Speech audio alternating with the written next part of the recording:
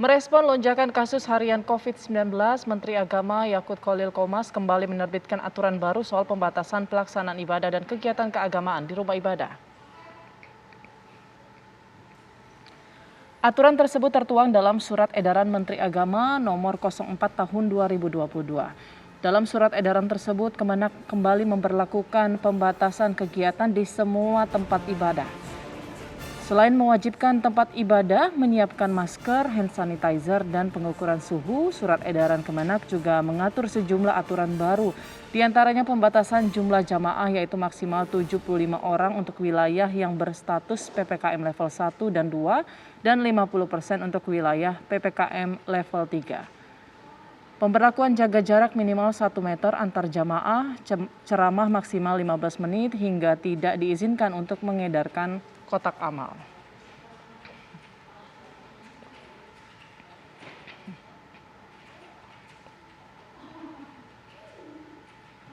Kementerian Agama telah menerbitkan aturan baru soal pembatasan pelaksanaan ibadah dan kegiatan keagamaan di rumah ibadah, merespon peningkatan kasus COVID-19. Apa pandangan dari Majelis Ulama Indonesia soal pembatasan ini? Kita bergabung dengan Ketua MUI Bidang Fatwa, Asrorun Niam. Assalamualaikum Pak Asro. Waalaikumsalam warahmatullahi wabarakatuh. Gimana kabar, Mbak? Sehat-sehat? Alhamdulillah sehat. Semoga Pak Asro juga sehat ya Pak ya. Alhamdulillah, mudah-mudahan kita terus sehat ya. Baik, amin. Pak, ini Kementerian Agama telah menerbitkan aturan baru nih soal pembatasan pelaksanaan ibadah dan kegiatan keagamaan. Bagaimana MUI melihat aturan baru tersebut? Terima kasih.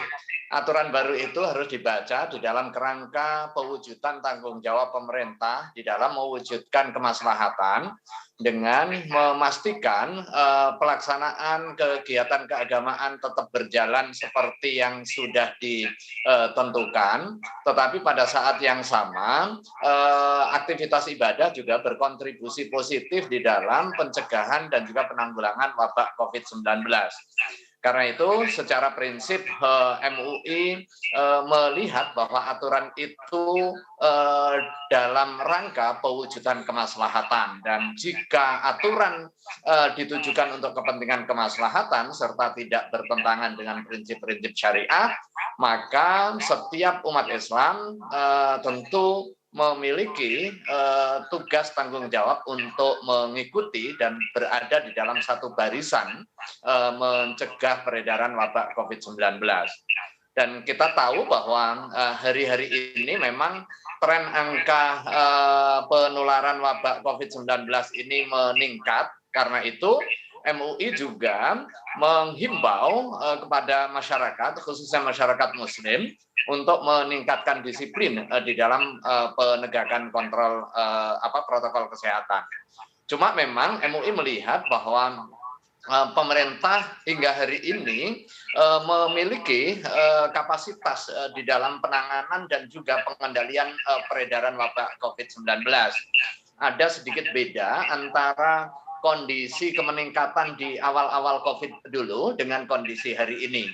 Kalau dulu kesiapsiagaan pemerintah belum cukup memadai terkait dengan penyiapan infrastruktur, kemudian penyiapan langkah-langkah preventif seperti vaksinasi, kesadaran masyarakat juga belum tinggi, kemampuan deteksi juga belum optimal. Nah, hari ini kita tentu memberi apresiasi terkait dengan vaksinasi yang cakupannya sudah memadai, mulai dari vaksin pertama, vaksin kedua, kesadaran masyarakat untuk melakukan deteksi pencegahan COVID juga sudah cukup tinggi, plus juga ketersediaan mekanisme tracing dan juga mekanisme testingnya.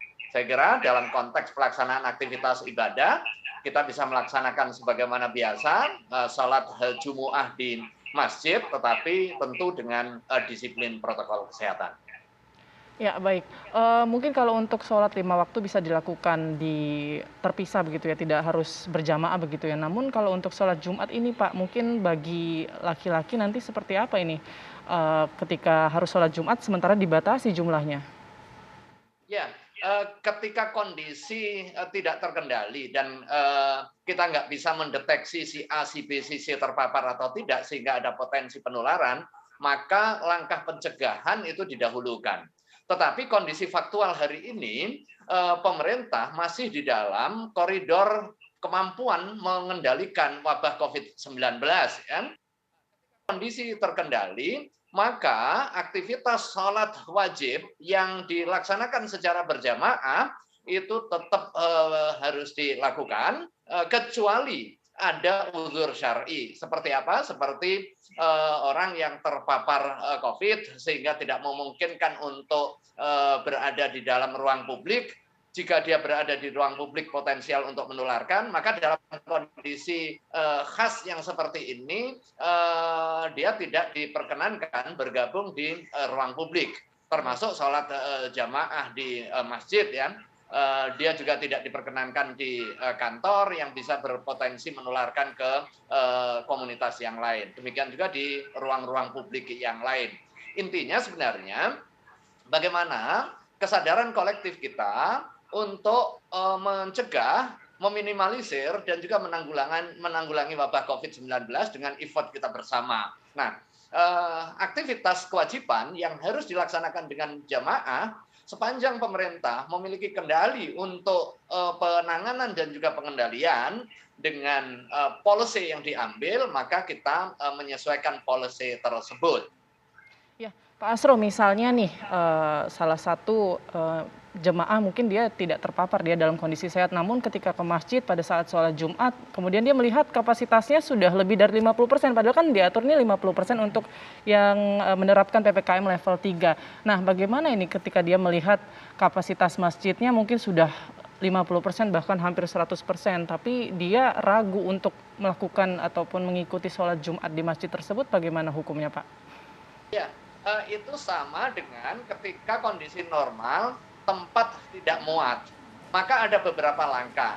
Langkah yang pertama, takmir mengantisipasi dengan menyediakan tempat alternatif agar protokol kesehatan tetap bisa dilaksanakan.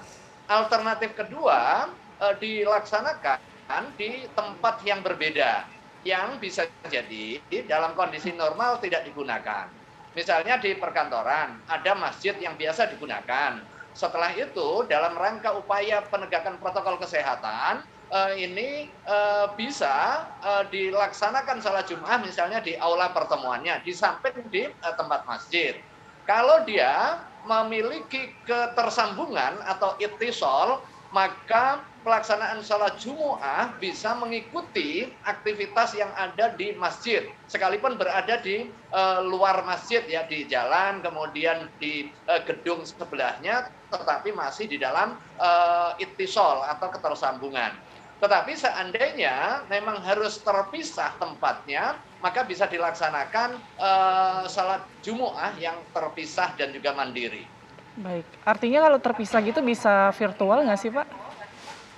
Karena pelaksanaan sholat itu dasarnya adalah ittiba dan juga bersifat dogma, maka prinsip pelaksanaannya mengikuti ketentuan yang sudah ditetapkan. Ada jenis aktivitas ibadah yang memang menerima perkembangan teknologi informasi dan komunikasi.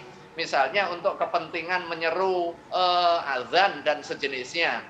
Tetapi kalau pelaksanaan sholat jamaah, dia memiliki ketentuan-ketentuan yang harus dilaksanakan secara dogmatik, yaitu bersambung, kemudian ada ketentuan-ketentuan yang bisa jadi tidak terpenuhi syaratnya jika dilaksanakan secara virtual. Oke, baik. Ini Pak, satu lagi nih Pak. Untuk aturan kotak amal, karena kita tahu sendiri tidak semua tempat ibadah, kondisi rumah ibadahnya itu dalam kondisi yang baik dan masih butuh mungkin bantuan atau sumbangan dari jamaah. Seperti apa MUI melihatnya kalau kotak amal ini dilarang begitu? Ya, saya kira ini momentum transformasi penanganan kemakmuran masjid, ya.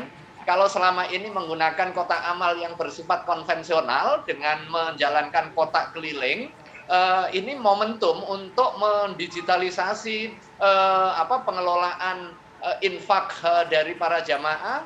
Di beberapa tempat sudah menggunakan QR code misalnya, kemudian dengan transfer, dengan nomor rekening, dengan dana dan juga platform digital yang berbasis keuangan. Tetapi kalau toh tidak, kotak amal sepanjang ini diyakini keamanannya dari potensi penularan, saya kira tidak masalah. Soal larangan peredaran kotak amal itu jangan dibaca letter luck, kotak amal ya dilarang, tetapi bagian dari mekanisme pencegahan dan juga penanggulangan wabah. Bisa jadi kotak amalnya ditempatkan di satu tempat, kemudian si jamaah yang hendak memberikan infak, dia bisa hadir di tempat tersebut tanpa harus berputar dan berpindah tangan. Ya, baik. Singkat saja terakhir Pak, imbauan untuk para jemaah yang akan melakukan ibadah. Ya, terima kasih. Yang pertama, MUI menghimbau untuk meningkatkan disiplin protokol kesehatan agar kita berkontribusi mencegah dan menanggulangi peredaran wabah COVID-19 semata untuk kepentingan kemaslahatan kita bersama. Kita percayakan bahwa langkah-langkah penanganan bisa dilakukan bersama antara pemerintah yang sudah merumuskan policy yang bersifat publik dengan kesadaran kolektif kita untuk taat pada aturan, tetapi pada saat yang sama kita tetap ikhtiar dalam konteks dimensi vertikal dengan meningkatkan amal ibadah, termasuk juga ibadah yang bersifat wajib. Jika aktivitas itu dilaksanakan secara berjamaah, kita lakukan tanpa harus melanggar protokol kesehatan. Ya. Kedisiplinan kita akan berdampak kepada ikhtiar memutus mata rantai, tetapi jangan juga panik. Disiplin, waspada yes, panik no. Oke, baik, terima kasih penjelasannya Pak Asrorun Niam selaku Ketua MUI Bidang Fatwa. Assalamualaikum, selamat siang Pak. Waalaikumsalam.